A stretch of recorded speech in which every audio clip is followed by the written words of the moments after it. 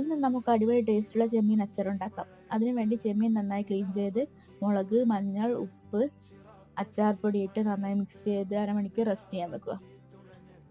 അതിനുശേഷം ഒരു ചട്ടിയിൽ വെളിച്ചെണ്ണ ഒഴിച്ച് ചെമ്മീൻ ഫ്രൈ ചെയ്തെടുക്കുക. ആ ചെമ്മീൻ ഫ്രൈ ചെയ്ത അതേ ചട്ടിയിൽ തന്നെ കുറച്ച് നല്ലെണ്ണ ഒഴിച്ച് കടുകിട്ട് പൊട്ടിച്ച് ഇഞ്ചി, വെളുത്തുള്ളി, കറിവേപ്പില, പച്ചമുളക് ഇട്ട് നന്നായി മൂപ്പിച്ചെടുക്കുക.